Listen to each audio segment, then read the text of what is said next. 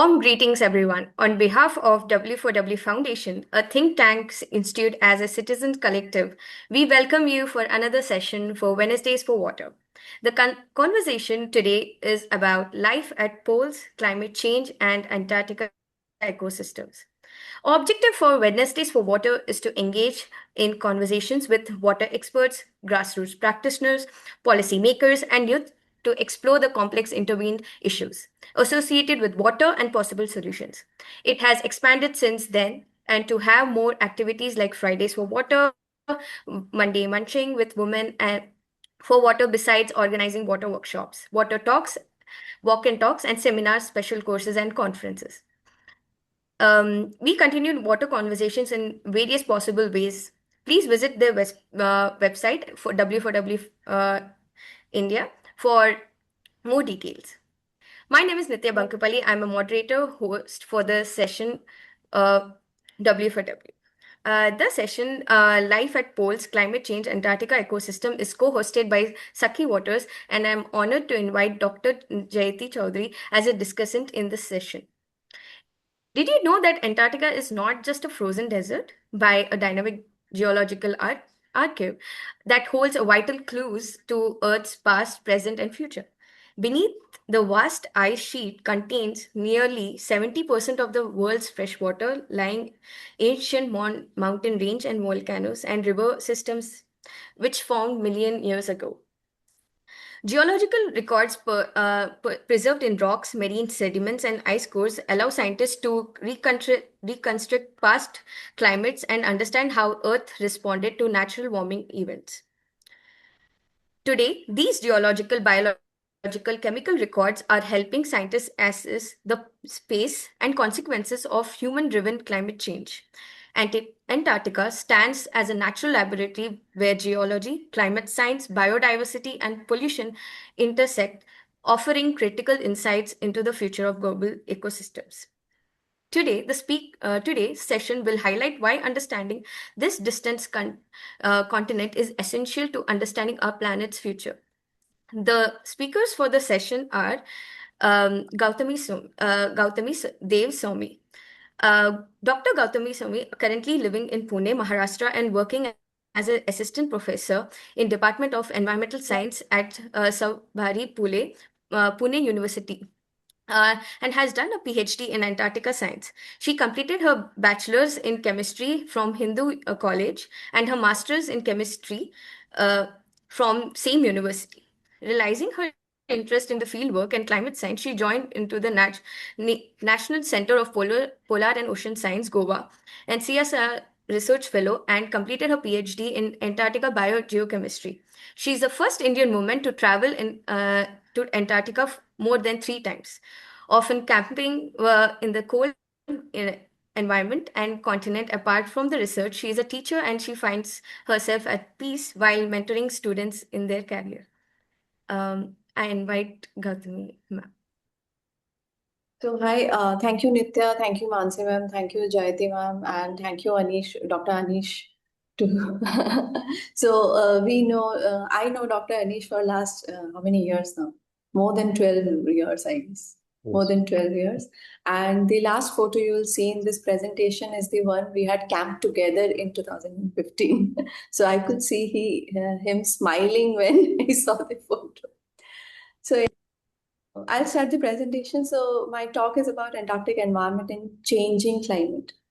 So I've seen Dr. Anish's slides. He has also explained that why Antarctica is important in the world global environment. So I won't go into that. Since my title itself mentions that Antarctic environment in the changing climate. So before I go, we know that Antarctica is all about cryosphere. So I will just tell you a little bit about what is cryosphere. Cryosphere, we know hydrosphere, we know lithosphere, we know atmosphere. So what is cryosphere? Cryosphere is something where water is present in solid form. Basically, water is present in the frozen form. But what are the different environments or the different ecosystems of cryosphere? So in this picture, you can see that we have glaciers, we have snow cover, lakes, that is frozen lakes in Antarctica, in Greenland, or even in Arctic. than even in alpines or Himalayas or other temperate glaciers. We have permafrost. We had been hearing a lot about permafrost in the changing climate on the global warming, that it's melting and it's emitting carbon dioxide, it's emitting methane and other organic carbon, which are increasing the global temperature. Then we have sea ice, icebergs, we have ice shelves.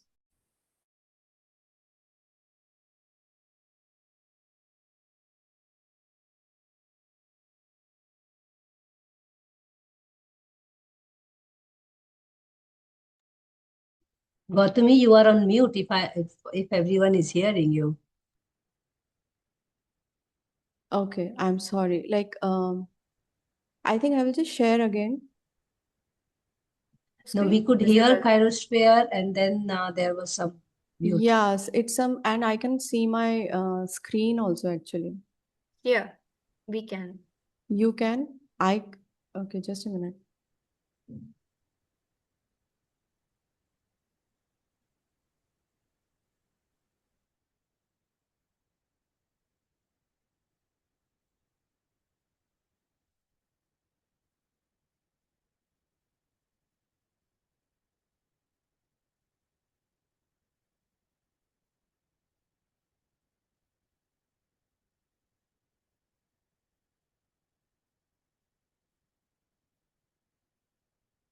My screen is in miniature form. I cannot see my slide itself. Something just happened in my thing. And it went in, okay, now I can see. And I'm audible, right? I don't know when it went mute. Okay. So you heard till cryosphere. So Yes. I will give a little bit detail about what is cryosphere. So we know about atmosphere, hydrosphere, lithosphere, but what is cryosphere? Cryosphere is something where water is present in frozen form, water is present in the solid state. So there are different ecosystems in cryosphere. You have permafrost. We had been hearing a lot about permafrost since global warming has the rate of global warming has increased. Like permafrost is melting and it is emitting greenhouse gases like methane. Then we have snow cover. Snow cover uh, is the basic cryospheric ecosystem that we can see when we are walking in the glaciers or in a ice sheet, but we cannot take it for granted because it's a snow cover that is filling the subglacial lakes, that is contributing to the meltwater discharge in the glaciers, or it is increasing the sea level. Then we have glaciers, we have lakes. Lakes are formed and are there in Greenland, in any temperate glaciers, and even in Antarctica. Then we have ice shelves, ice sheet, icebergs, and sea ice.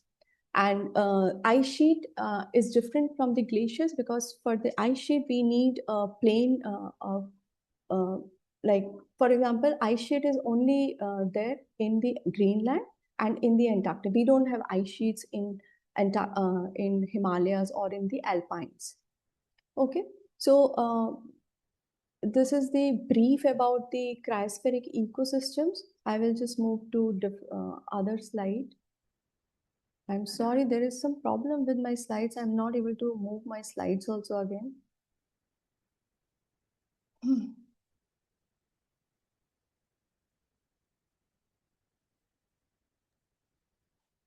Let me just see if you want me to share. I can do that. Can I share it again? That Yes, way, you may reshare and I reshare, can and also share it on your behalf. because it is saying shared, but I'm unable to move my slides or, okay, I will stop sharing and reshare it. Yes.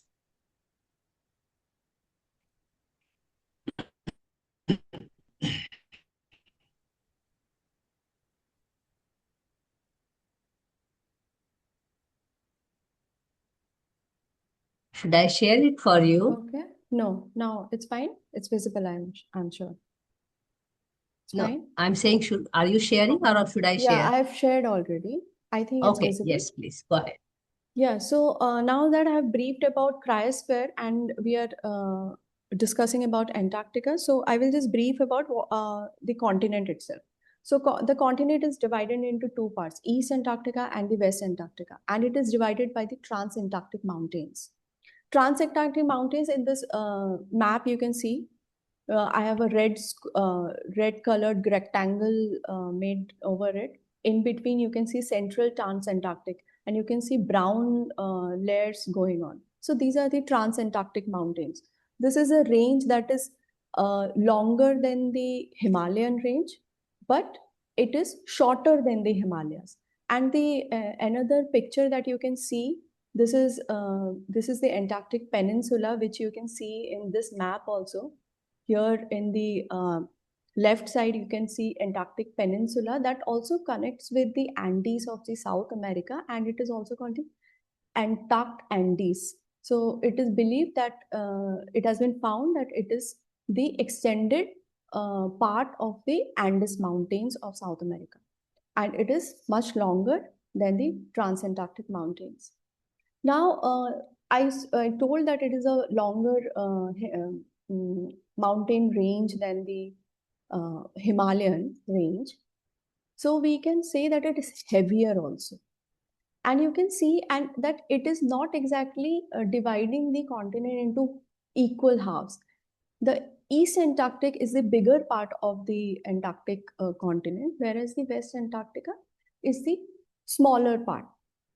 That is why the entire continent is a bit tilted, and the West Antarctic part is a little bit below the sea level, and which is making the Antarctic continent melting faster than we can expect.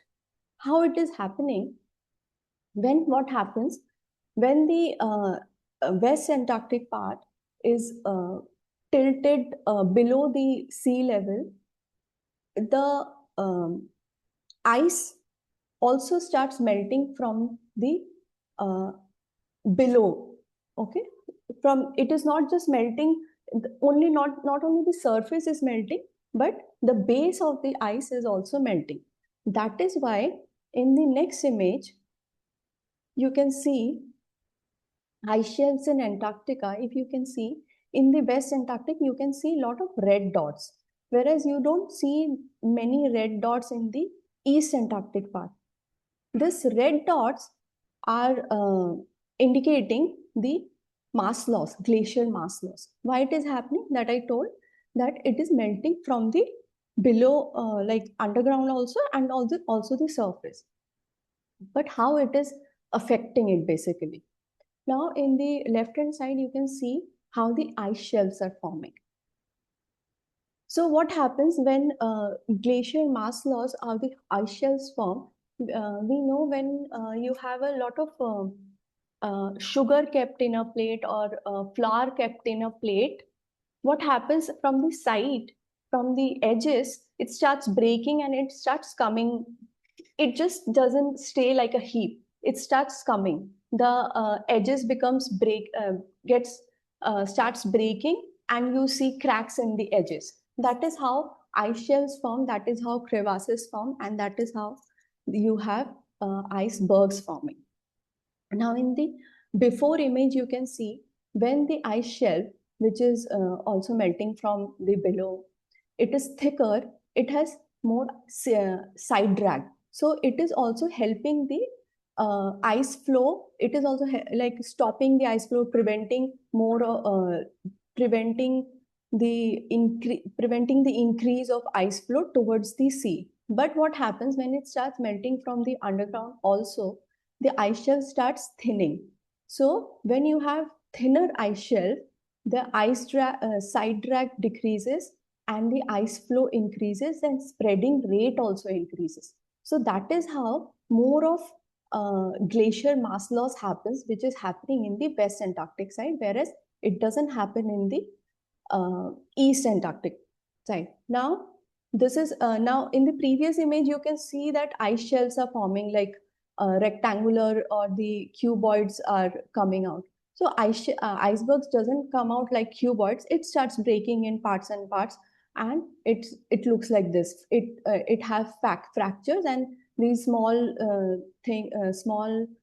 cubes or parts you can see, these are the icebergs.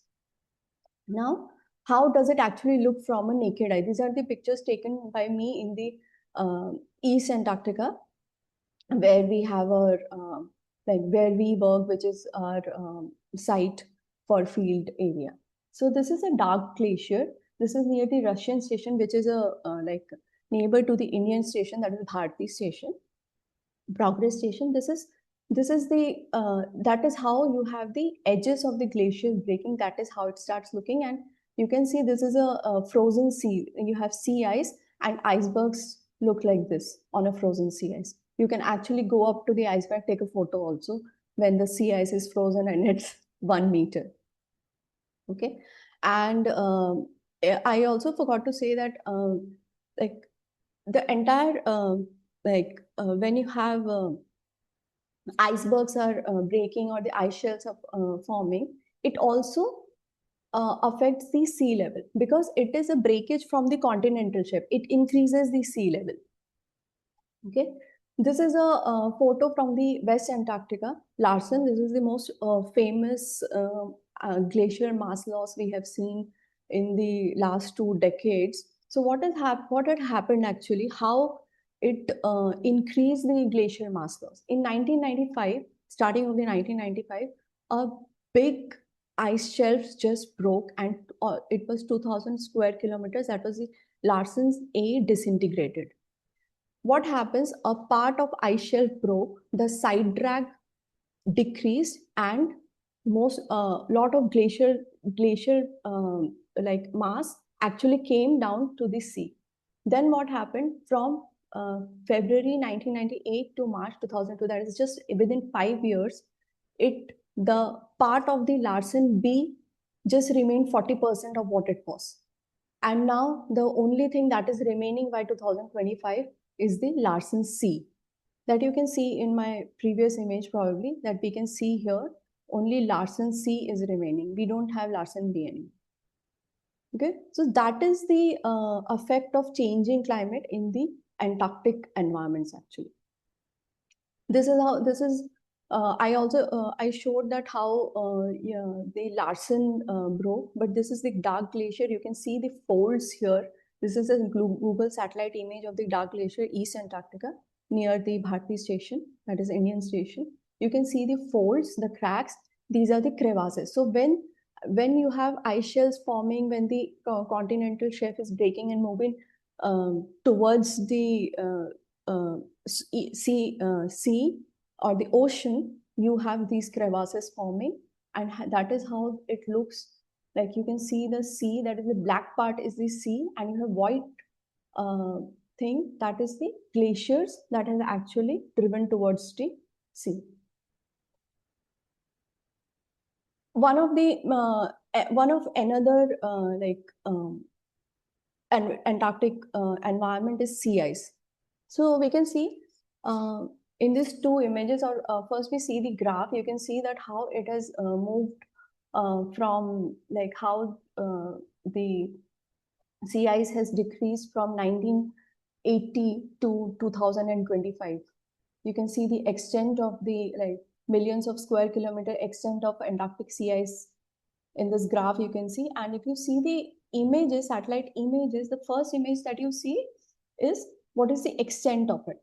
Like you can see a red line, that is the average of 1981 to 2010 sea ice extent and how it has decreased. But you can see it better that it's not just the sea ice extent, the sea ice density has also increased. So you can see that from white to it is becoming bluish. So that means the thickness of the sea ice is also increasing. So does it also affect the Antarctic glaciers? Yes, it does.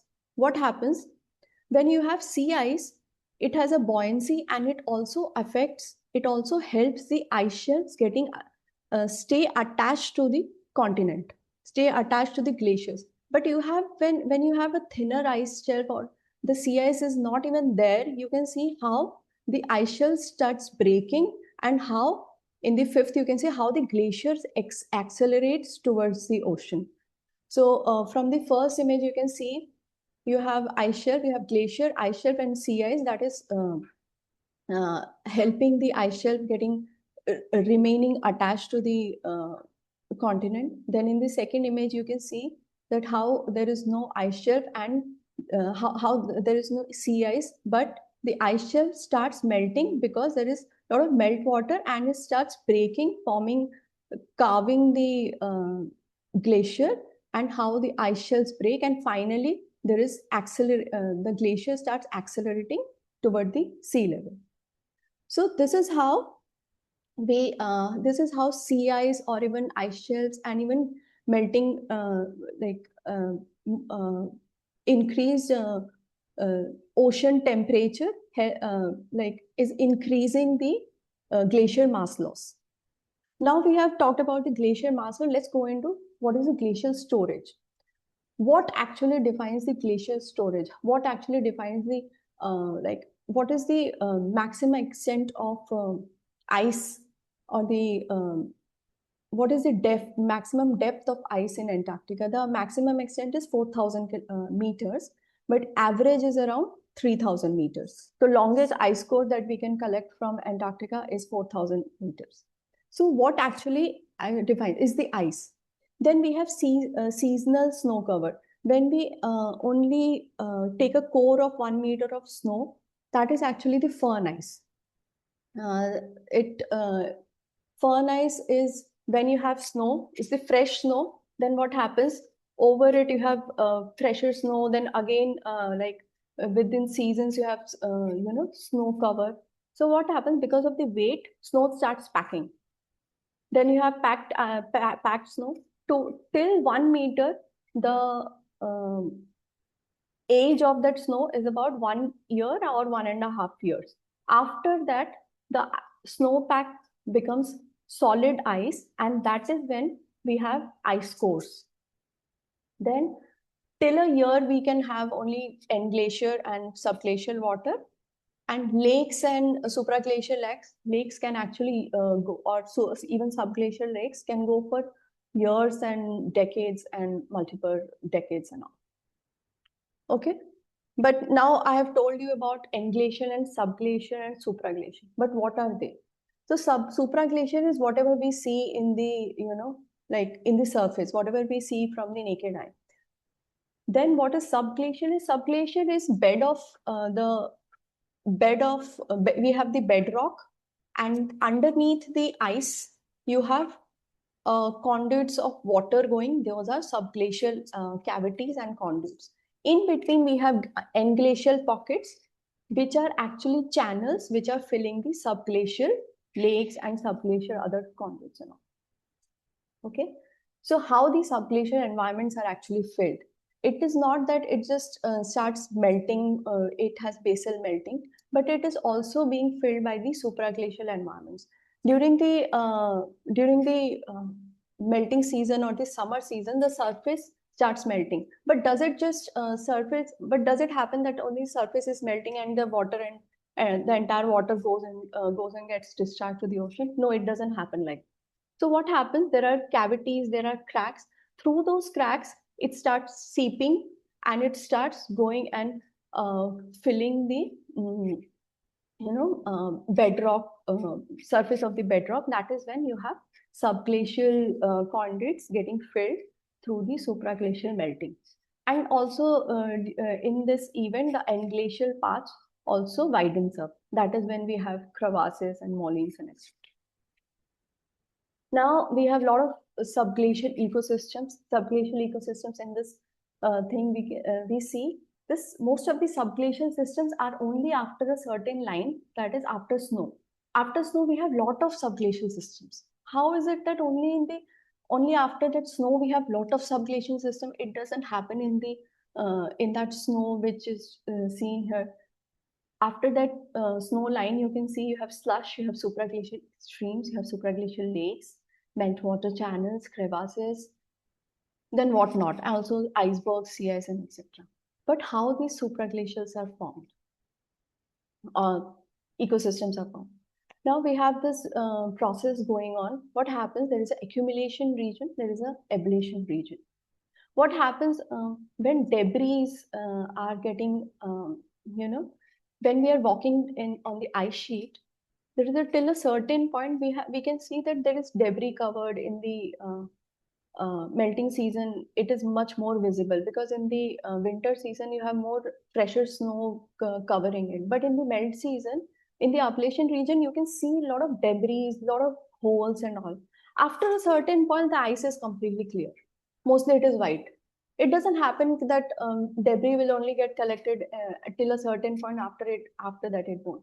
No, what happens actually, I'd shown a slide where englacial subglacial systems are getting filled through the supraglacial melt. In that, debris also get transported to the subglacial paths. Now, what is happening in the accumulation region during the melting period? What happens? It starts seeping through the englacial pathways, but due to basal melting and there is a convergence, what happens in the ablation region? The debris from the subglacial part also comes up, and whatever debris are there in the surface, that also doesn't go down. So most of the debris get collected in the ablation region. That is when you have the snow line, and most of the supraglacial ecosystems that actually affect the melting and actually affect the discharge or glacial discharge is in the ablation region. So now that we are talking about the debris in the ablation region, how the ablation region gets is affecting the melting or the formation of different supraglacial ecosystems. So we have two images. That's a Greenland image taken by my mentor, and this is the Antarctic image that is taken by myself only. So you can see supraglacial debris. So this I can explain through this image. These are the cryoconite holes. So cryoconite holes are actually holes, literally holes or a cylindrical hole on a glacial surface. You can see in this image, after a certain point, it's all white. But after this, when you go down, it's all brownish and it has holes and supraglacial lake. There it has meltwater channels. So and you have cylindrical holes. You can see in this image with the hammer that there is some sediment in the layer, a sediment layer in it. Then you have water and there is an air gap. In this left side image, you can see ice lid also, which is there only when the temperatures are going a little lower. How it forms, or how any other superglacial ecosystem forms. So when you have cryoconite or sediment, accumulated over a glacial surface, now there is solar radiation.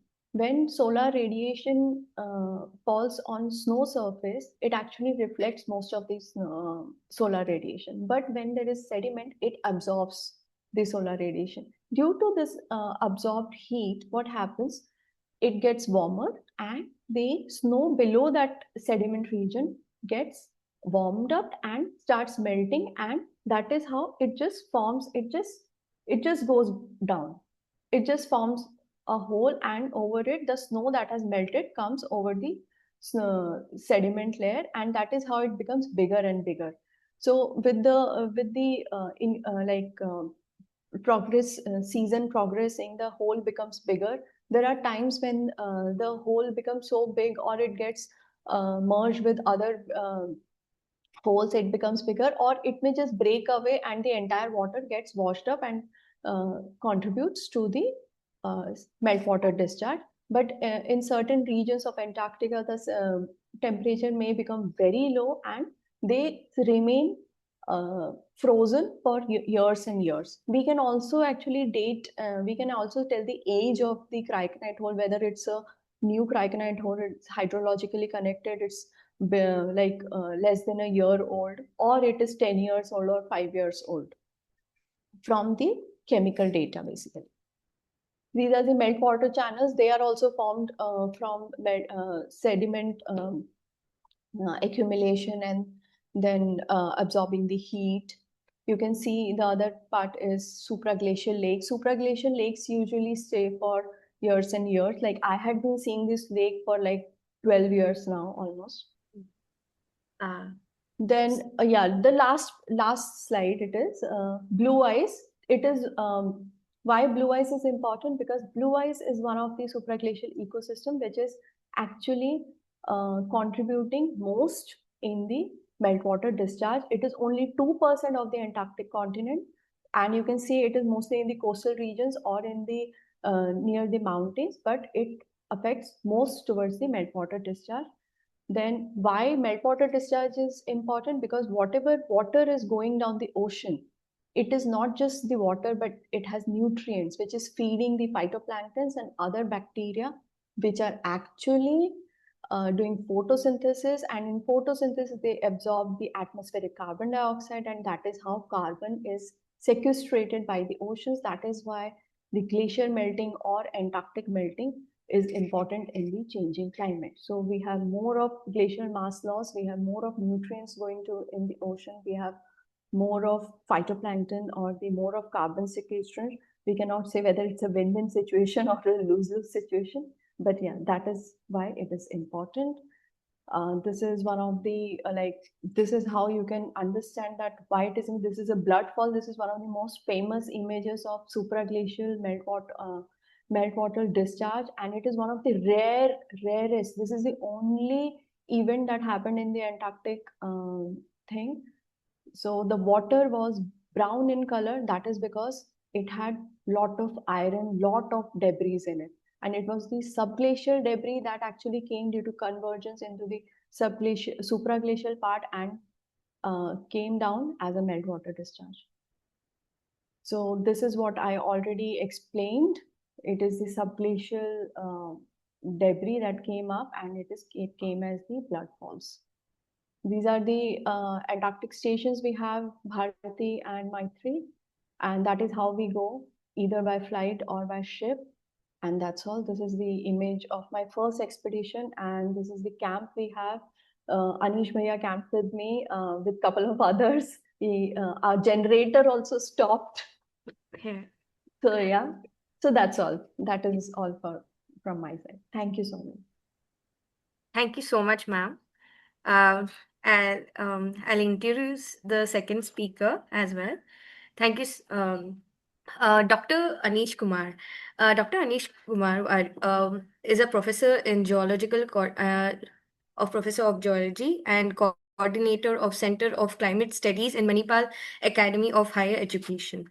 He holds a MSc and PhD in marine geology from Mangalore University and completed postdoctoral research in National Center for Polar and Ocean Research. His research focuses on paleoclimate, reconstruction, and environmental pollution, with a strong emphasis on microplastic contamination in marine, coastal, and polar environments. He has participated in 5 science expeditions to Antarctica, contributing significantly to polar climate and environmental research. Dr. Warrior has supervised 5 PhD scholars and guided 30 master dissertations. He was awarded. He has secured 1.6 crore research funding from agency like DST and Ministry of Earth Science. His work has been recognized by several national awards, including KK Menon Award of Sedimentology. So over to you. Yeah, so Yes. good evening once again, and thank you very much to Mansi and others, Jayati and Nitya, for inviting me to be a part of this very important initiative, Wednesdays for Water. And I'm happy to see Gautami also after a very long time, virtually though. And she has made my job a little bit easier, but because she has given a brief introduction about what Antarctica is all about and the cryosphere systems that we find. But I will just throw, because we have only 12 minutes assigned, I will just throw brief about how different climate archives give us important knowledge about how the Antarctic ecosystem has behaved in the past. When I say past, I'm talking in terms of geological timescales. It could be, say, 5,000 years to 10,000 years to even 100,000 years. And then, because Antarctica is a very pristine ecosystem, it's considered as one of Earth's uh, most valuable natural laboratory, where there is very little human impact. But in the recent times, we are seeing that there are different scale of pollutants, and they are classified as emerging contaminants. And there are different classes of emerging contaminants, but one among them is the microplastics. So I'll take you from the past to the present in the next 10 minutes or so.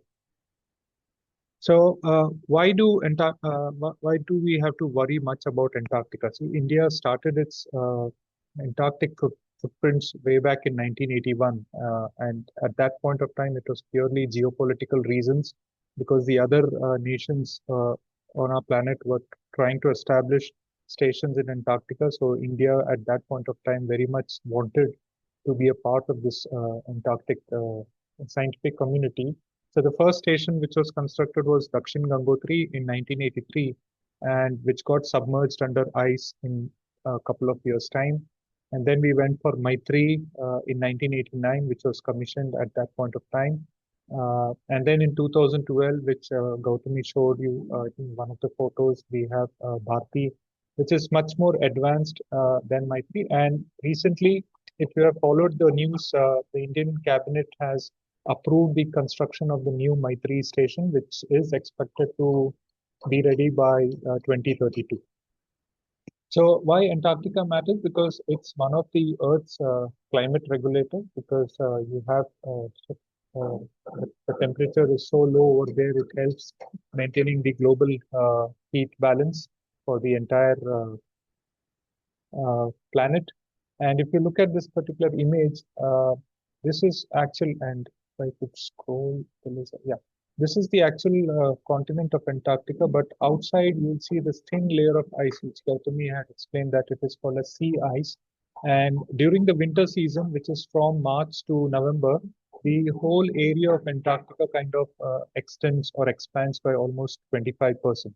And during the summer season, which begins which begins in December 1st, goes up to February end, it's at that point of time the sea ice tends to uh, disintegrate. They get broken off or they get melted due to a lot of transport activities also. And you get to reach Antarctica during the summertime. So Antarctica has got so much of fresh water that has been locked up, also introduced by Nitya in her introductory speech, that when there is so much of fresh water there that if it entire ice melts off, the global sea level can rise by almost 70 meters uh, globally. So that's the geophysical experts who have modeled that if you take off the entire ice, how much would it affect the sea level? So, and also ocean circular because ocean circulation, because you have a lot of fresh water. So fresh water has got low salinity, and ocean water has got higher salinity. So when you have fresh water coming into the ocean system, it has an effect on the stratification. All the fresh water, because of its less density, will be stacked up at the surface, and the denser waters will be stacked below. So it will definitely have an impact on the ocean circulation. And Antarctica has got is very well known for the deep water formation. You have Antarctic circumpolar current. You have the Antarctic bottom water currents, which basically originates in this particular area. So if there is any impact on climate, then it affects the entire ocean circulation system on our planet. When I mean circulation, how in our body we have the blood vessels which are transporting blood and the other important nutrients from one part of the body to the other. Similarly, ocean also has got a thermohaline circulation system which transports water, transport dissolved oxygen, transport nutrients, transport sediments from one place of the ocean to the other place, and it keeps ocean ventilated. So Antarctica is also one of the natural archives of past climate. We do not get dense trees like we get over here in the tropical regions, but we get ice cores, we got thick ice sheets, we have sediments both in the oceans as well as in the lakes. So scientists or paleoclimatologists, they make use of these archives. And now archives are basically library, or they are storehouse of information about what changes has occurred in the past. So we study ice cores, we study sediment cores, and reconstruct how the climate has changed in the geological past, especially this and that. Now, why that is critical? Because we are all worried about climate change. We are all worried about global warming. We are all worried about, we have all seen the IPCC estimates as to what is going to happen to the global sea level, to the global climate in the next 20, 30, 50, up to 2100. So when you are able to reconstruct the past climate, uh, we can uh, use it for climate modeling and to predict what is going to happen in the future. So Antarctica is one of the best natural laboratory to distinguish climate change versus natural variability. When I say climate change, it is human-induced climate change that is mostly happening in our regions. And Antarctica acts as a pristine laboratory where it is only seeing changes in climate due to natural variability. 98% ice cover, so Earth's largest freshwater reservoir is all locked up in Antarctica, and you have unique life forms that thrive in such extreme environments. And hence, my good friend, even Gautami knows, Dr. Mahesh from NCPR, he termed it as a huge planetary refrigerator. So Antarctica is a climate archive. We can go back in time, as I said earlier, by looking at ice cores, by looking at soft, shallow snow cores. They can give us some information about the recent climate. And then we look at lake and marine sediments, and we look at the different uh, compounds that are present in these ice cores or in lakes. For example, ice cores will have dust which has been transported by the winds.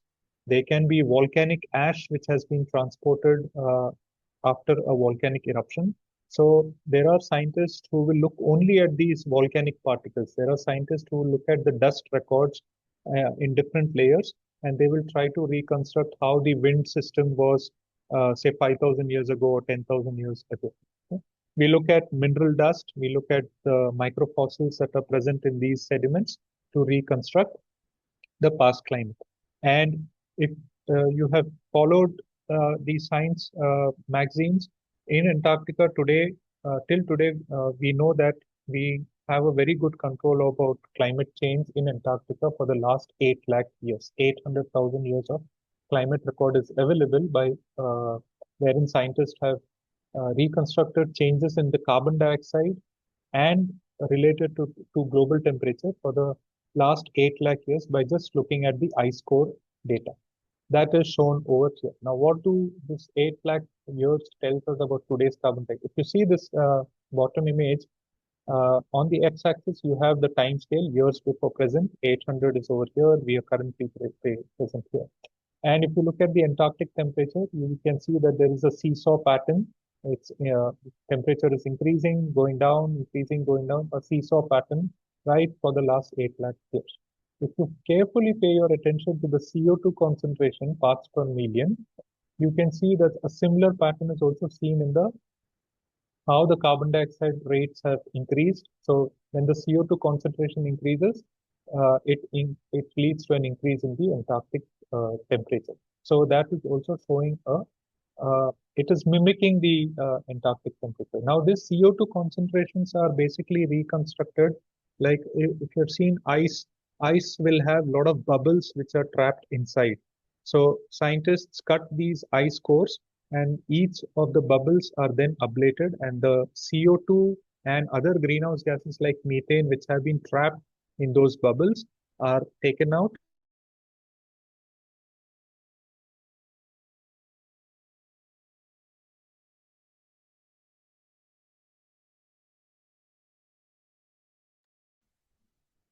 I am not hearing Anish, if anyone is hearing him.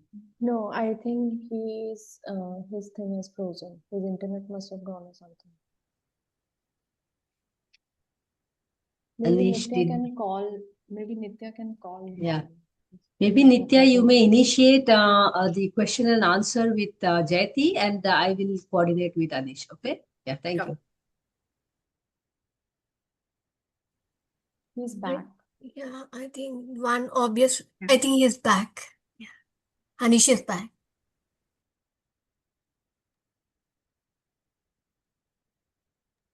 Anish, we can't hear you. You need to unmute. Hello. I'm sorry, I didn't know that I got disconnected. Where did I miss? You Yeah, were in that. you were showing that You were graph, carbon dioxide. But the are you able to see the correlation. slide? It is.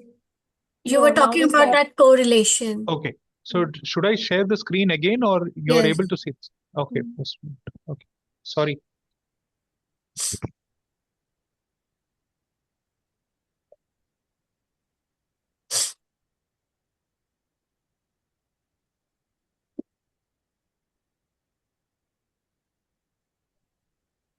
Okay. Is it visible now? Not yet. Yeah, it's visible. Okay. Yeah. So in 800,000 years, let's put on the laser bond. 800,000 years, we are seeing that how the Antarctic temperature has behaved, and you can see that there is a nice seesaw type of pattern, uh, right, for the last time period. And if you look at the CO2 levels also, it has fluctuated between say 100 ppm to up to 300 ppm in that same time duration. So higher CO2s will mimic the higher temperatures. And CO2 is basically trapped inside the bubbles of these ice. And scientists will cut the ice into different layers. And each bubble is then ablated. And the CO2 and the other greenhouse gases are routed to an IRMS system, isotope ratio mass spectral system, wherein the CO2 methane gas concentrations will be evaluated. So the interesting point over here is that if you look over here, it's up to 300 ppm, but currently we are somewhere 428 ppm. This is just, I took this data yesterday. We have daily CO2 day measurements available. So our planet's thermostat is basically up to 350 ppm. We are kind of happy, but the moment it crosses to greater levels, it leads to more atmospheric warming, leading to say catastrophic weather events that is going to take place in the years to come. So over the last 1 year, from Jan 5th, 2026 to Jan 4th, the atmospheric CO2 has increased by almost 0.5%, that is by 2 ppm. So this is, and IPCC has clearly uh, come out with RCPs. RCPs are representative concentration pathways. That is for every say 100 ppm increase, how much the temperature is going to increase and how it will impact the cryospheric ecosystems.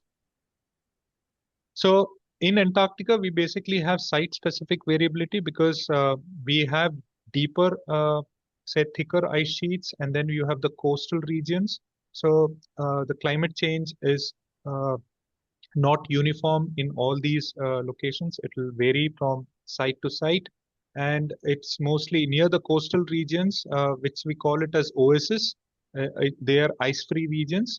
However, during the last glacial period, that is, say, 20,000 years ago, all these coastal regions were also covered with ice sheet, the Antarctic ice sheet. So they are mainly controlled by the local geology and also the catchment processes. And surrounding Antarctica, we have these westerlies. Westerlies are winds which blow from west to the east, and it kind of moves around Antarctica. So these westerlies also uh, have different strength and intensity, and they are very responsible. These westerlies are strong. If they are very strong westerlies, it can pick dust samples from the Patagonia Desert in South America, and it can be deposited in parts of Antarctica. We have seen that from ice core data as also from lake sediments data, and also atmospheric circulation, because the air mass systems, we have the three cell circulation, that is the Hadley cell in the equator, we have the Ferrel cell, and then we have the polar cell. So the warm air masses are transported from the equatorial region and it is sent back to, it goes back to Antarctica. Yeah, so whatever modern weather patterns that we experience, whatever changes that we see are very useful because those data will help us to understand the past climate in that particular region. So that's why now IMD has got a observatory in both Bharti station and Maitri station, and it has been operating their different sensors. They are recording the snowfall data, the wind patterns, everything, temperature data, and it is available for the Indian scientific community so that we can use that data for modeling and also try to understand how it is going to behave in the future. Now coming to lakes, which is basically my forte. So lakes as indicators of glacial, interglacial changes. Now glacial means those time periods when the entire ice volume was at its maximum, and interglacial means it is kind of warm period. So currently we say we are in Holocene epoch. Holocene epoch is an interglacial time period. Now this schematic was published in 2021. So here if you see that is during the glacial period, the ice mass is, the ice volume in the catchment area of the lakes are too high. So the dominant process is basically physical weathering. Now, when the ice sheet is basically, or ice mass is basically resting on the uh, continent, which is laden with rocks, soils, and sediments.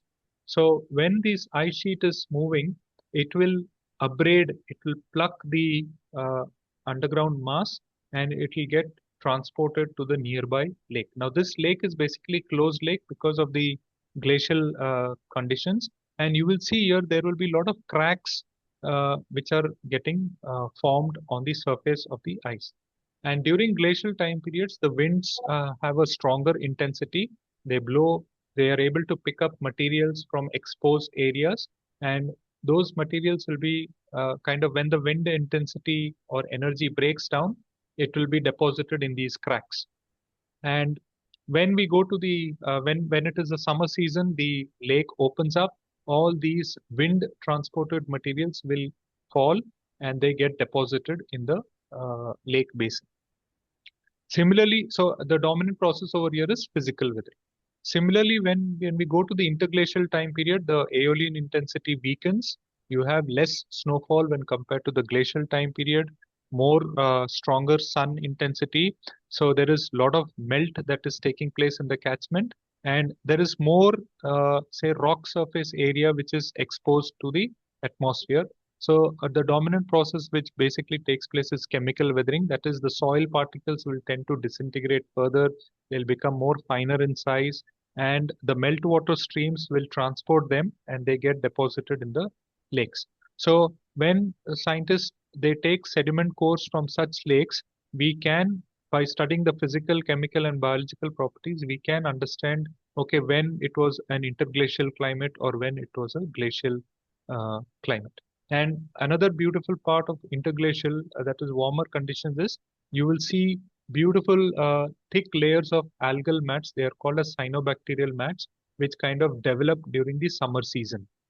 And when the winter season starts, say somewhere in March, the lake water starts freezing, and there is a disconnect from the between the lake water and the atmosphere.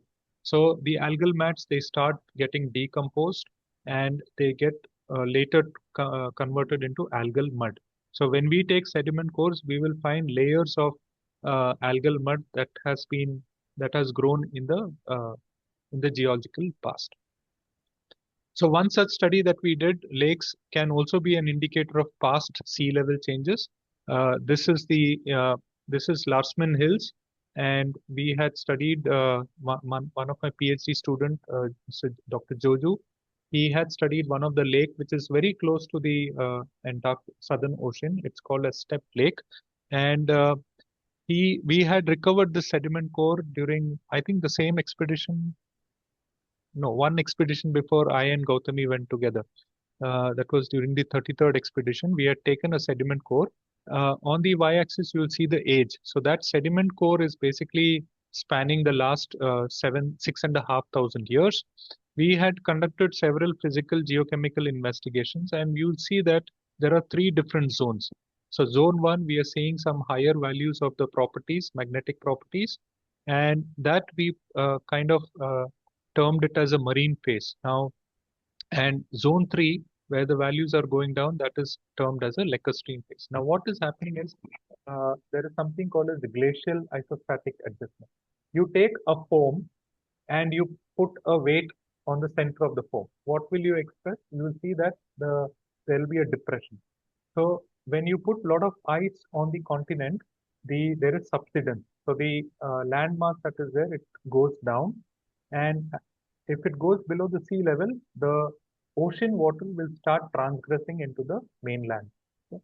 So this is what we experienced in the step lake. It is as it is very close to the ocean, because of the ice mass at that point of time, there was subsidence and it allowed the ocean water to come in. Now, how did we come to know that it was that? We looked at diatoms. Now, diatoms are small phytoplankton which grow in both marine waters.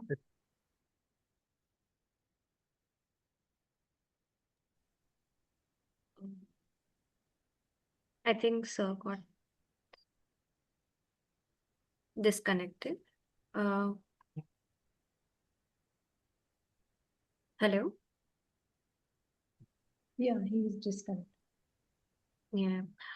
So, Jyoti ma'am, Yeah.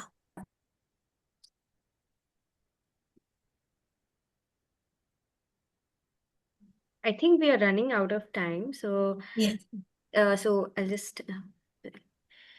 So I I think you have to inform him once. I think probably he doesn't know. yeah. Mansi I ma'am will is there. coordinate. You may start the Q&A, please. Yeah. Yeah, Go sure. ahead. Yeah, I invite Jayati Chaudhary. Dr. Jayati Chaudhary is an executive director for South Asian for Sakhi Waters. She holds a PhD in integrated and ecosystem-based water resources management from Indian Institute of Forest Management, Bhopal. And ma'am, it's over to you. Okay. I think, yeah, Gautami, are you there? Yes, ma'am. Yeah, hi. You can call me Hi. Jyoti. Yeah, Okay. so it's actually more than biodiversity. I'm interested to know more about your own journey because it's very rare someone working in such like difficult terrains and especially something.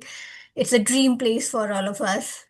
So, but since the focus is on biodiversity, I would start with biodiversity, and then if time permits, you can quickly share because I think Sure, it ma'am. would be inspirational for our youth also. Sure. Yeah. So, Gautami, actually, one question I asked was like earlier, I typed down that question. So I just was wondering when you were talking about the debris you find there.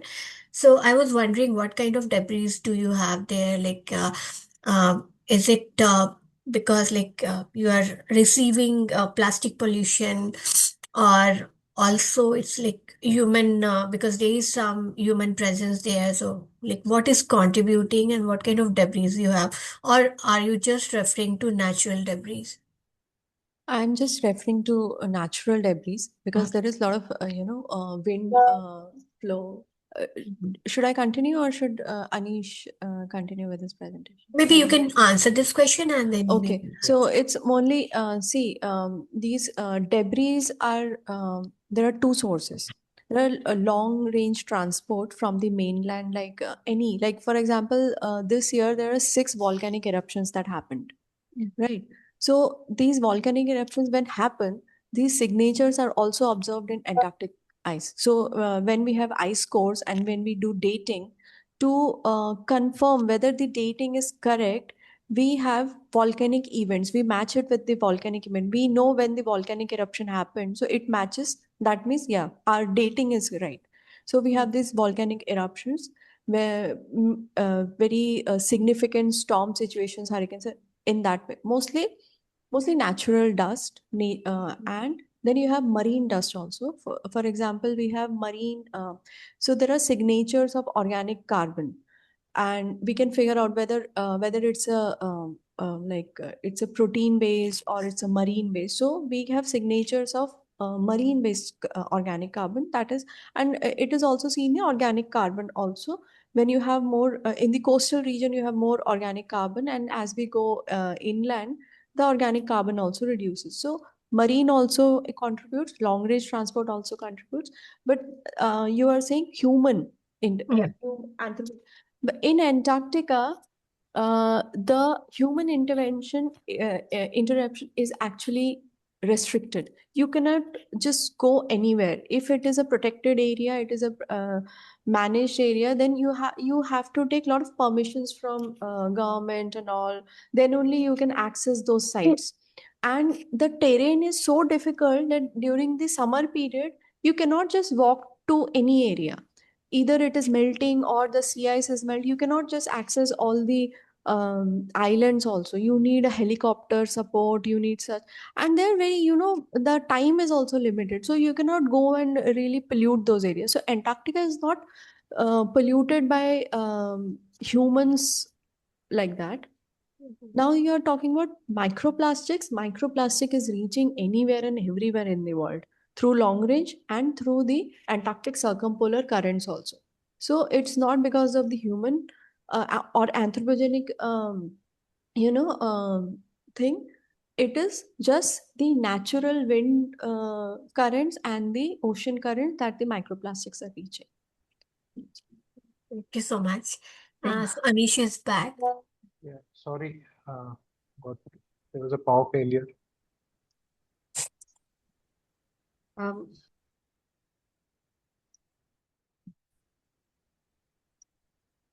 so Is it visible, the screen? Yes. Yes, okay. So how lakes can provide us information about past sea level changes. So as I was explaining, you take a foam, you put a straw, a weight, and then you will see that there is a subsidence. And when you take off the weight, you will see that the foam is coming back to its shape, but after a small time period. So even in Antarctica, we have the continent on which there is thick ice sheet, and due to which there will be subsidence. And near the coastal regions, as the subsidence takes place, there is every tendency that the sea level will kind of rise and marine waters will start transgressing into the coastal region. So this is what we found in one of the lakes very close to the Southern Ocean. So here we see that you have data for the last 7,000 odd years. In this particular zone 1, we are seeing higher values of those physical properties, environmental magnetics. So we found that there is a more evidence of a marine phase, followed by transitional phase in zone 2 and followed by lacustrine phase in zone 3. Now, how did we further find evidence that yes, it was marine phase? We looked at diatoms. Now, diatoms are small phytoplankton which grow in, you will find them in tap water in your house, you will find them in fresh waters, lakes, and you will find them even in ocean waters. So in the zone 3, when we analyzed, we found a greater evidence of or abundance of marine diatoms that were present, which were definitely an indication that yes, 6,000 to 3,000 years ago, that that particular lake was under the influence of marine. And subsequently, when we found that the marine counts were depleting and the freshwater diatom counts were increasing, we said that it's a lacustrine phase that has happened. So lakes can give us indicator about last paleo sea level changes also. So what has changed over time? As I said earlier, natural variability can be best studied in Antarctica, and we can do it for the last 1,000 or many other millennia. But however, in the recent past, we are seeing that there is a lot of sharp changes. Now, in this diagram, which even Gautami explained, you can see that the western part of Antarctica, including the Antarctic Peninsula, is rapidly warming, and it's currently the warming hotspot. And what drives these climatic changes in Antarctica is one of them is the southern annular mode, which is the wind belt which circles Antarctica. You can have positive SAM and negative SAM. Positive SAM means that it's much more warmer ocean near the ice shelves. Then you have the atmospheric circulation systems, which will transport warm air mass from the tropical regions to the polar regions. And then, as Gautami also mentioned, we have this circumpolar deep water, which is relatively warmer, and when it starts, it plays a part in basal melting of the ice shelf and the glacier regions very close to the coast. So what impact it has? What impact it has on the climate change? Gautami also showed that compared to 2010, how 2024, 2025, the sea ice extent is rapidly decreasing. So what impact it has on the biological population? You have krill. Krill is one of the important producers in the Antarctic food chain. It is consumed by several of the higher order species like penguins and whales. And we are seeing that the lack of sea ice or the decline of sea ice is leading to decline in the krill population as well. And it is estimated that by 2100, the North Scotia Sea will see a decline in a krill population by almost 40%. And it will have an impact on the Adelie and the chinstrap penguins also. There will be 30% decline in their population, and if the krill rates are declining, then we will see that the humpback whales are also going to get affected because of warming temperatures and the lack of krill availability in that particular. Similarly, emperor penguins, they also are getting suffered because of the lack of sea ice. They have to go further inward to have, and they cannot go farther inside into the continent because for them the food source is the nearby ocean. So the declining sea ice, the declining say breeding grounds for them, foraging grounds are getting impacted. So that will have an impact on the emperor penguins population also. That's why there is an urgent action is needed. That's why if you see here, all the green patches are basically proposed marine protected areas, and the light green patches you see over here, Ross Sea, they are all established marine protected areas. That means scientific expeditions, when they go to such areas, they have to be extremely careful as to not contaminating the region and to protect that particular environment. So now more and more sites are getting proposed, and hopefully in the next 1-2 years time, we will have these areas also getting protected. But as I said, Antarctica is no longer pristine. We have different sources of pollutants. You have microplastics, one of them. You have PPCPs, you have PFAS, you have heavy metals. All of them are kind of making their way into Antarctica. And it is not like, as Gautami was discussing, that it is not like human beings going there and polluting. The winds are transporting these pollutants. The ocean currents are transporting these pollutants. The ships which travel in different parts of the oceans, they say they sometimes they dump the waste and it gets transported by the currents to these regions. And we have a lot of things to worry because there is a diverse ecosystem over there: zooplankton, fish, benthic organisms. We have seabirds, we have penguins. All of them have showed evidence of having microplastics found within their different organs. Okay? And the more dangerous part of microplastics is because they are hydrophobic in nature. They can absorb more harmful other organic pollutants from the aquatic system, and they become vector for other pollutants also. So imagine these organisms are ingesting these microplastics. The other pollutants which are adsorbed onto the surface, they can get leached and they can also cause other diseases to these organisms. So bioaccumulation is taking place, and at the same time, we are seeing biomagnification taking place from not only krill, but even to the larger organisms such as the whales. And there have been some recent reports on Antarctic krill. This is one. Now, krill is considered as a keystone species. Now, keystone species means that if the krill gets affected, the entire food chain collapses. So krill is very important for nutrient recycling, for bentopelagic coupling and the carbon cycle. And it acts as its primary feeds is phytoplankton, zooplankton, and other smaller krills. And these krills, especially the Euphrasia species, is very sensitive to small bit of changes in the environment and also sensitive to microplastic pollution. So one such study which came out a couple of years ago, they collected krill samples from two islands, South Shetland and South Orkney. These are somewhere close to the Antarctic Peninsula, and they found a good amount of microplastics per individual over here. And in terms of their size, now size is very important because the smaller the size of microplastics, the more larger surface area it has, and then it becomes more bioavailable in nature. And smaller microplastics can easily transport to different parts of the planet. So when these scientists studied the microplastics over here, they found that the smaller size microplastics are much more abundant uh, when compared to the larger ones. And in terms of the shape, fiber was dominating. A fiber, because of its linear nature, it can easily transport to greater distances. Color is also very important because these organisms are visual predators. Sometimes they think that they are going to eat a blue color copepod, which is organic food, but instead they consume blue colored nylon fiber, which is coming from the fishing industry. So they are not able to make out whether they are eating plastic or they are eating their own natural food. So color is a very important big aspect of microplastic research. And polymers also, because these polymers, you have polyethylene, polypropylene, polyvinyl chloride, etc. All of them have got different toxic scores. Polystyrene, which we find them in thermocol boxes, is much more hazardous. So if it is present in water, then it is definitely a cause of concern. Moving on to penguins. Now, penguin shit was collected. Almost 317 penguin samples, shit samples were collected from the Antarctic Peninsula region for Adelie, chinstrap, and Gentoo penguins.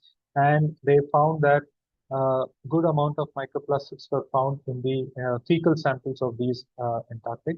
They found their main diet is basically krill. So what is happening is if the krill is consuming microplastic, the microplastic does not get digested; it remains in their gut. And if a penguin is eating that particular krill, so it is eating a contaminated prey. Okay, so that's how the trophic transfer of microplastics and other pollutants also takes place from a lower order organism to a larger organism. The polymer composition is very critical because polyethylene, polyester were found in these MPs. And going ahead, now so these are all surface dwelling organisms. They do not go very deep. When you look at the benthic organisms, now these are filter feeders found on the Antarctic substrate. You have 8C, Vericosa, pedinculata. One study which came out last year, they found microplastics being present even in those benthic organs. Now you'll ask me, how does it reach them? Now when they are floating on the surface, these microplastics, because of the nutrients availability, they have the tendency to generate biofilms. The biofilms are nothing but bacterial colony or diatom colony, which will start to uh, develop their colonies on plastic surface. And in doing so, what happens? The tendency, the density of that plastic increases and it starts settling down. Okay, so it can sink via the water column or it can form a fecal pellet. Now, a krill which has eaten or a larger organism which has eaten microplastic may uh, eject as a form of fecal, and that fecal drops will settle down and it will get mixed with the sediment. So these filter feeders, they also have a tendency to ingest microplastics by when they ingest the sediments. So So the take-home message is it's a climate regulator, global warning system, and then we have seen paleoclimatic data from ice cores, from lake sediments that show natural variability with clear thresholds. But current CO2 levels are lying outside the natural 8 lakh year range. That is currently we are 425 ppm. Antarctic change is spatially uneven because of the differences in the geology and being very close to the coastline. Microplastics confirm that even the most remote ecosystems are impacted. So why this matters beyond Antarctica? Because Antarctica we need to preserve because it gives us information which can be applied to other planets in our solar system. So Antarctica controls sea level, ocean circulation, climate feedbacks. It signals, it gives us a hint that something is very wrong, something wrong is happening to a system and we need to uh, protect it. So the risks starts appearing there first, then they appear in the other regions. human footprint is now visible. More and more countries are setting up their stations, and they are trying to conduct scientific research over there. So more teams are going there. So we are seeing that there are changes that is taking place in the food web also. Hence, it's a matter of global responsibility that Antarctica must be protected. So I'll end my show with just these two videos. Just let me know if it is getting played.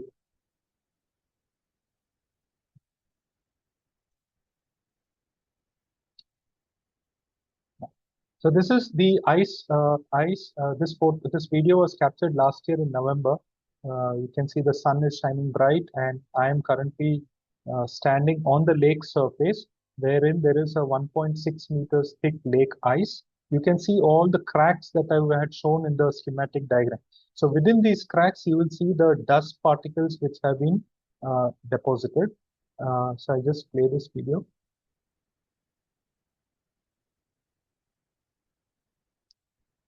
So this is a snowbank, and this is the exposed terrain. This is the ice sheet, the East Antarctic ice sheet at the background. You can see people walking. I'll go to the next video, which will be an underwater video. This is Dr. Yusuke Sugunoma from NIPR Japan. It's one of our collaborators. So this video was captured in 2019 when we had done an expedition together.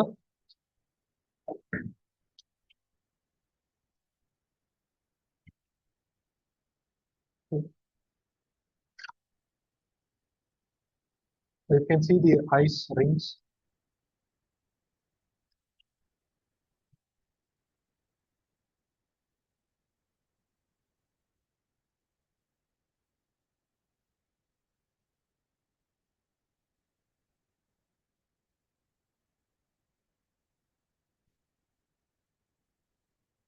We are approaching the bottom, and we see some greenish material.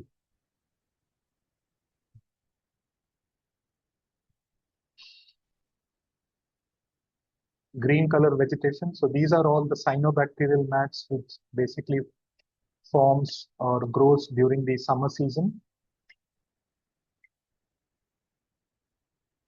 The camera has touched the bottom, hence the dark screen. Now Yusuke will start lifting the camera. So you can see that fragments of these vegetation are basically disintegrating, and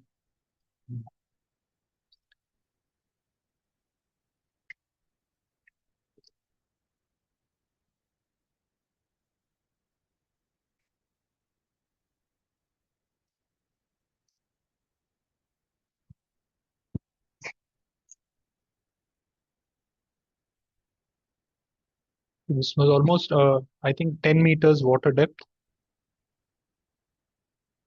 Yeah. And the camera is out.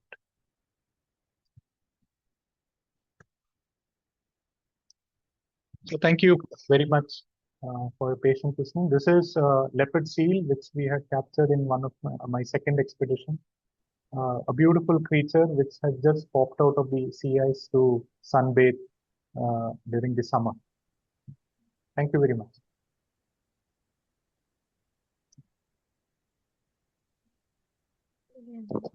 Beautiful. I think it's so interesting, but I think there's this time limit, so we need to now. So, do we really have time to ask questions, Mansi? I think, Jayati, I think it will be good to have one or two questions, but Yeah. very precise from both ends, Q and Yes. A, because otherwise we will have difficulty editing the video. Exactly. Yeah, thank you. Go ahead. Exactly. So I'm just because we hear a lot about fauna like penguins, seals, seabirds, but not much about floral side. So are there any other primary producers besides phytoplankton and you said cyanobacteria? So The major producers are these ones, but in the land terrain, we also see mosses and fungi growing. In the Antarctic Peninsula side, we also see some grasses that have started to grow. Because of the rapid warming, you have more well-developed soil systems there. So we are seeing evidence of or seeing incidences of grasses growing. But on the eastern Antarctica side, we see moss remains and fungi. That's it. But in the ocean ecosystem, and even the lake ecosystem, we see the growth of diatoms. We see these cyanobacterial mats and also zooplankton uh, growing. Yeah. Yeah, that's what I actually was interested to know, that how this composition is changing because of rising temperature, because we hear that. Actually, in the Antarctic Peninsula side, in the couple of years, observation was made of ferns growing in the Yeah. Antarctic Peninsula. Fern has started growing, Wow. and a little longer itself, not just moss, a little longer ferns have started growing in the peninsula region. Okay. That's quite concerning. Yeah. So, I think we can also request our audience, if they have any questions, they can either type it in the chat box, or they can switch on their camera and ask directly. A quick one or two questions we can take from the audience. So we have Thitari, Gayatri, and Shankar. So if you want to ask anything. I think Mansi has a question. She was asking about microplastic. I think he has already answered that through ocean currents you receive this kind of pollution. So, Nitya, do you want to ask anything? Uh, I do have a lot of questions, but yeah, I will refrain it because of the time limit. But I just Yeah. wanted to ask, what motivates you, both the speakers, during this time Yeah. in certain Exactly. weathers? Yeah, that's actually most interesting part. We would all Yeah. love to ask you that what motivated you, and what was your journey? Like, how did you get to uh, reach such places? Like, what was the process of getting selected to become a part of this Indian mission in I Antarctica? think we were just lucky to be in NCPR. For May I both of just us, that add? Yeah. happened. No, May I just add a follow-up question, please, so that you can answer it in full? And how do you feel when you come back to urbanized areas with so much pollution and so many people? Just to complete their questions. Yeah, the exactly. When I saw those photos, I was also thinking the same, that how they would be feeling when they're coming back. Because once you go to such places, you don't feel like coming back, and that too, there's like this kind of contrast. yes. The selection process is quite challenging. Actually, we have to submit proposals to NCPOR, and then it will be reviewed by certain experts. And if our proposal is shortlisted, then we will be called to NCPOR to make a presentation in front of a panel of experts. And if you are successful over there, then you kind of say are sure that you will be able to go. But then you need to clear an medical test. A full body medical checkup will be conducted only at AIIMS, New Delhi. And after that, we have to go to Oli in Uttarakhand, where ITBP have got a mountaineering and skiing institute, where we need to go for physical training for almost 10 to 12 days. And if we do not qualify the medical test or the physical test, then we will not be able to go to Antarctica. And if we qualify them, then we get the white passport, which is much more cherished by all the Indian expeditioners. And then we either go by air or we either go by ship. Traveling by ship from Cape Town, it is around 10 to 12 days. By flight, it takes almost 6 to 8 hours. From Cape Town to Maitri in 6 hours, Cape Town to Bharti in 8 hours or so. Yeah. So first experience is always great because we are going there for the first time. We have learned about Antarctica. We have studied about icebergs and everything. So we all will be excited to see, okay, what all things are there. Only thing we see is white, and water. But still, that is a wonderful experience. If I have to tell my first experience, it was excellent. But in terms of scientific, it was a disaster because we were not able to get the desired samples that we wanted for our study. We came back disappointed, and then our logistics head at that point of time, Shri Mirza Javed Beg, Gautami knows him very well. He told, "Do not get disappointed. You start planning from now itself." And then when we went in the second expedition, we were able to get 17 sediment cores from that expedition because we were very well prepared. And when the second time you go, you say that I have already seen Antarctica. Now let's get down to the business. So we assemble all our coring equipment and start taking the samples and then come back. So how long did you stay there? My longest stay was close to 5 months, December to April. But last 2 times that I have visited, I've been there only for 40 days. Because of the academic duties over here, I can go only during the vacation period. So just before our meeting today, we had a discussion for next expedition coming up in December. We were Take us planning. along. Yeah, so it takes a lot. Yeah. Yeah. And once Actually, we I come want back, to. once we come back, we think that okay, we should have stayed back there only, Antarctica, because you see a lot of people around us, the traffic moving, the money being exchanged. Because in Antarctica, science is the only currency. You just pack your wallet in your bag and you take it back only when you reach Cape Town. Otherwise, there'll be no use of it. Wow. Yeah. And what was the summer temperature when you went there? Summer temperature was in Lastman Hills, it was around +6, +7. Okay. But But winter it temperatures feels much Colder. chilly because of the Yeah. wind. Because of the wind, wind. So yeah, it wind feels chill. in minus. Yeah. So Last temperature last doesn't year, matter there. last year we went in November and the temperature was around -17, but the wind chill effect it went to -21. And even in those conditions, we have to work there. We have to set up base camps and then conduct the scientific expedition. So it is quite safe. So just one more question. So what's the qualification for you to submit this proposal? Because there must be some Yeah. eligibility criteria or qualification who can submit this kind of proposal. Gautami, would you like to answer that? Yeah. Actually, like during my first expedition, I was a PhD student. So so there is no eligibility criteria like that. You're part of a scientific group who's working in Antarctica. So that's how, because there are dissertation students who are masters, who are studying masters, they have also gone. Right? Those are the rare cases. Mostly there is no particularly any eligibility criteria. It's part of the group who are working on in Antarctic environment. So basically, what kind of proposal you are submitting, that becomes your eligibility. It should be relevant to the Antarctic studies. It should not be okay. I cannot study literature in Antarctica.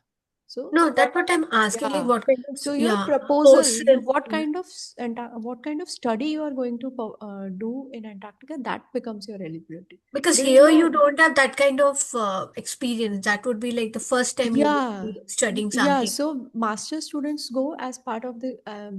They are like students of a PI, like principal investigator of a proposal. Then there are PhD students who are already working in the. They in their proposal, one of the objective might be some aspect of Antarctic environment or microbial activity or something like that.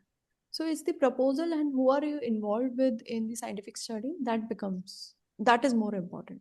There is no certain eligibility criteria actually. Great.